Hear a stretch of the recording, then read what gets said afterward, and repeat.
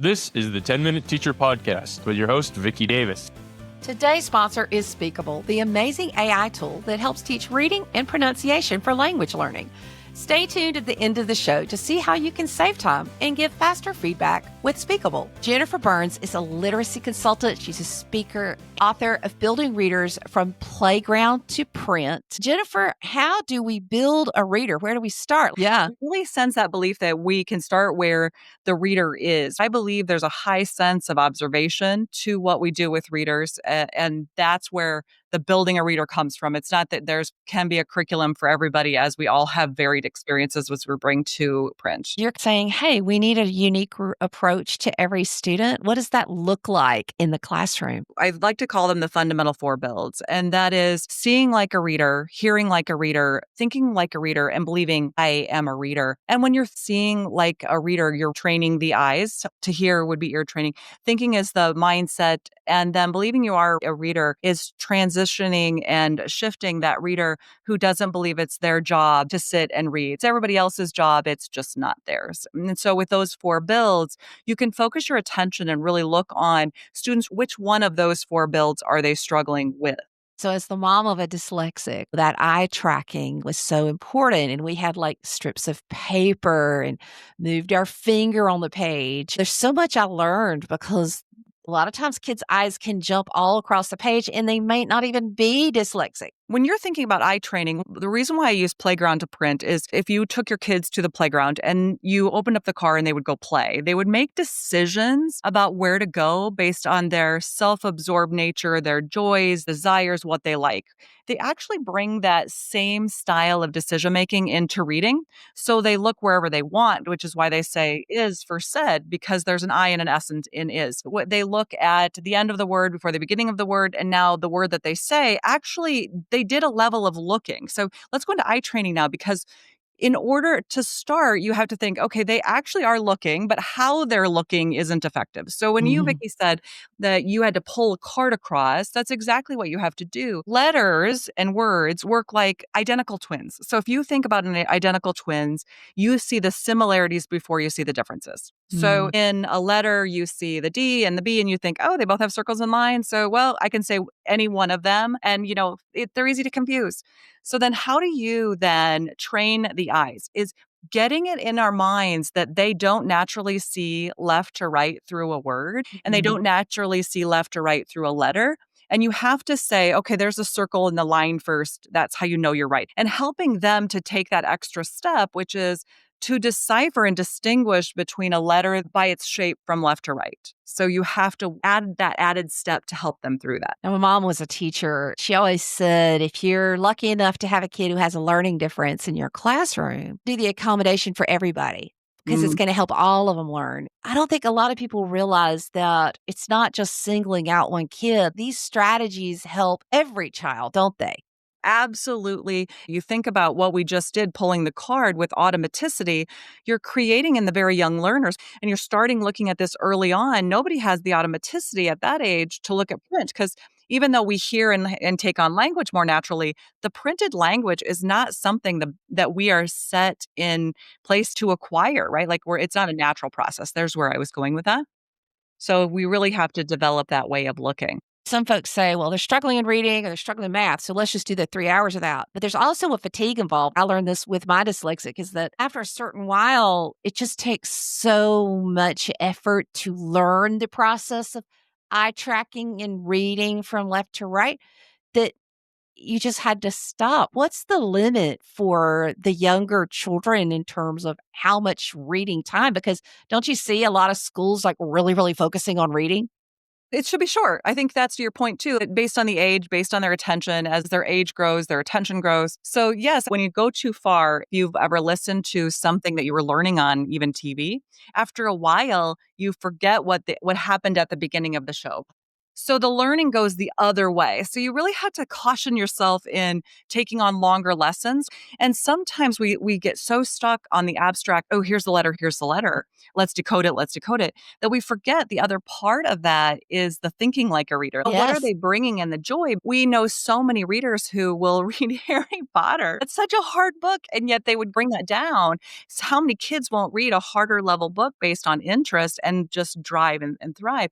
And so sometimes are we holding them back to detach the letter looking, to attach those word learning to something maybe a little bit harder that they would actually apply that attention span to a little bit longer? So, how do we help kids think like a reader when they may have a mom or dad at home say, "Oh, I don't like to read"? You have to, as a teacher, model thinking like a reader too. What are some of the key phrases and things that you look for to help kids think like a reader? The mindset and then believing you are a reader kind of go together. So I'm going to lean into Okay. both of those, Vicky, because the story I always tell is my unicycle writing. I have no desire to write a unicycle. And so like there are kids that sit in your class and they seriously say, okay, she's a reader, but I'm not a reader.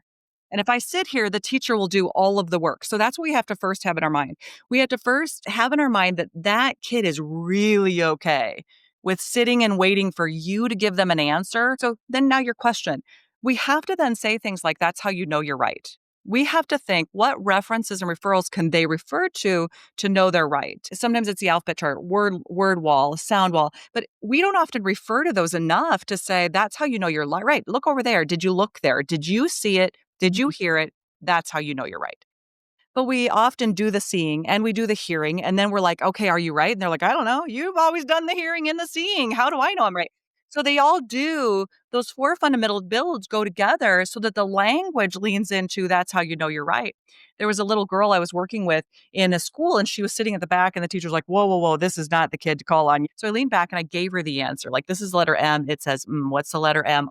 Yeah, you knew it. What's the letter M? You knew that all along. And she's like, I did. Yes, you did. You knew that all along. So you're hearing my language because you've got in the back of their head this parent that's saying, you don't know, you're not going to be a reader.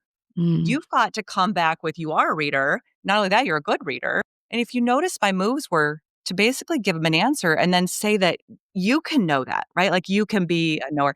And it's from that lens that I started to say, okay, now that you have this foundation and that feeling of what it feels like to be a reader, now you can start to move from there. That kid never wanted to leave the room. Like she was a special needs child, usually left the room, never left the room after that during that segment where she knew she was going to be a reader. I like your strategy of you didn't ask the question. You're saying, okay, that's the letter M. That's the Okay, what sound does the letter M make? Like you're doing it quick enough that you're giving Yeah. them a quick win there. Are there any other things that you think maybe we miss, particularly at the early years as we're teaching reading? You know, I really think that we need to constantly be thinking about whether or not we're always teaching text that we transfer to students to practice on their own. Are we doing modeling where we show them a text and then the projector comes off and it goes away? Are we sending the message that I did all the work, I showed this to you, whether you participated or not was okay, and then it just goes away and they can forget about it and go to recess? Instead, I really believe that there needs to be a daily experience where students can experience like anything from a joke. We Mhm. get riddles, you get recipes, you have variability in text. I think there's a way to represent and present and decodables, like all of that together, Mhm. where kids come and experience this richness of language. And that would go into the thinking like a reader, right? Like, Yeah. what's the difference between thinking about a recipe and thinking about a poem? How do you develop that if you don't ever give the kids experience with developing that? So, Jennifer, you work with a lot of high performing schools, but I'm sure you've worked with some that have gone from lower performing to high performing. What are some of the changes that happen both at the teacher level and the administrative level when you have a school move up? How do they do it? We don't start there. We had moved into high performing status with our work there. I like to call it the literacy life of a child. When you start to look at the child from that viewpoint, it's an amazing lens because you start to take their entire day and say, how did they experience literacy? Because a lot of times when we're working on intervening, we're working with the lowest students, we often say, oh, they need more of this, they need more of this, they need more of this. And what they're doing is getting more of the exact same thing in just a different environment. But we're also taking them from the friends. So when they go back into that environment, their friends are like, oh, you're here. Why are you here? So now we have a personal issue and a struggle to learn to read. So what happens when we go in is we really look at that literacy life. And we observe students. We're always observing data. And the principals are always there and on board and always supporting. We don't really look at the teachers. Let's look at the kids. What are they doing? What's our next move? Because we did the best we could do as teachers. How do we then shift our moves when it comes to this unique child who we're trying to grow and build into this reader? Those are big differences. And they're just such fantastic people I get to work with. Jennifer, what do you think are some of the biggest mistakes that schools or classrooms might make as it relates to reading? Giving too much power to curriculum. We take a lot of power away from the teacher. How many times haven't you heard it's not the curriculum that you purchase, it's the teacher that matters the most? We hear things like, oh, this is a science of reading curriculum that if you do it, it will be the cure. And if it's not, it's not your fault, it's the kid's fault, right?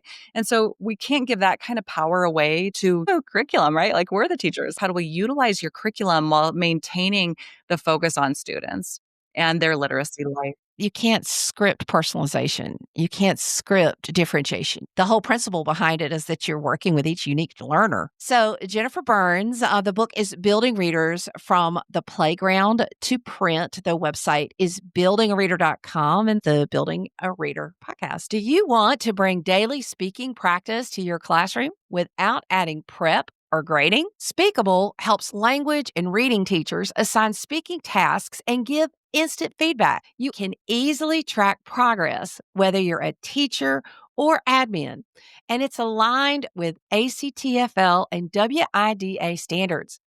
My friend and colleague, Dawn Beck, teaches Spanish 2 across the hall from me, and she's been testing Speakable. She's written a blog post that I've shared about the instant AI grading that has transformed her Spanish classroom, and it helps her students learn faster. If you want to explore how Speakable can work for you, go to coolcatteacher.com/speakable. That's coolcatteacher.com/SPEAKABLE. Sign up now to learn more and start improving your students' pronunciation and save time grading. Try out Speakable today. Thanks for tuning in to the 10-Minute Teacher Podcast. Watch the video version of this podcast and catch my new radio and TV show, Cool Cat Teacher Talk, on YouTube and a radio or TV station near you. Join my Cool Cat Teacher Classroom Matters newsletter at coolcatteacher.com/newsletter. Leave a review if you found this helpful. See you later, educator.